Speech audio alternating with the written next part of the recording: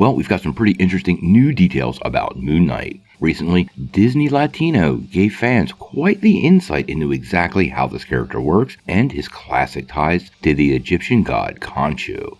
We also got a couple of ideas about how his powers will work, and clearly Marvel is fully embracing the supernatural aspect of the character. Let's take a couple of minutes about what Disney Latino had to say and how I think it fits into the character. But before we dive into this, make sure you hit that like and subscribe button and ring the bell for all the updates. Also, the big giveaway. We're going to give away this Oculus Quest 2 at 50,000 subscribers. All you need to do to get in on our giveaway is be a subscriber and leave us a comment. Also, while you're at it, make sure you check out that free Week of Skillshare down below. It's an awesome way for you to develop all of your superhero skills for that never-ending war on crime, all while not diving too deep into your pockets. Plus, it really does help the channel, so we really appreciate it. Well, in case you didn't know, we're probably going to get ourselves a new Moon Knight trailer released during the upcoming Super Bowl.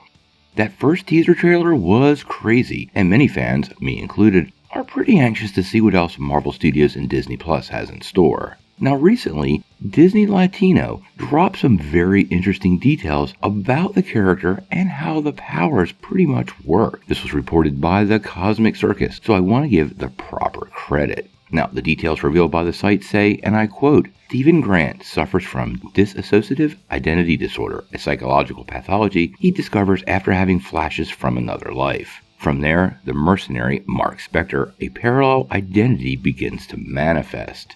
Khonshu negotiates with Marc to become the bearer of his powers on Earth. Spector, who in those circumstances was already a former military officer, CIA agent, and still worked as a mercenary, is abandoned by his companions during a mission, and the Egyptian deity appears to save his life. Now, this lines up perfectly with the comic books, and it's pretty much exactly how Marc Spector got his powers from Khonshu. Now, they do go on to say Marc's natural abilities include Olympic-level athleticism, capable of performing complex acrobatics, a talented combat strategist, and a great variety of weapons. Now, obviously, Moon Knight's weapons are less than conventional, but this does once again align very well with the Marc Spector we know from the comics. Now, it appears from this description and the trailers and everything we know that Marvel Studios is seriously embracing the supernatural side of this character, rather than heading more down the vigilante route, which some people know him as. This kind of makes sense and explains why we're getting a rather odd take on Marc Spector being the suppressed personality. Now, it's pretty clear to me Marvel Studios has plans to introduce lots of supernatural characters.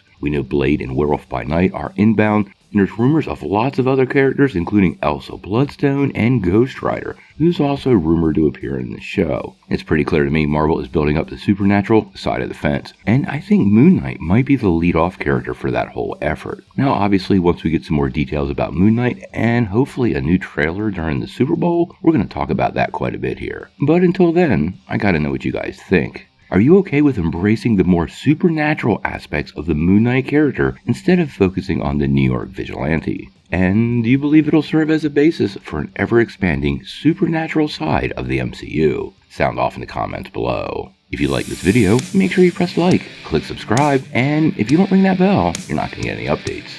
Peace.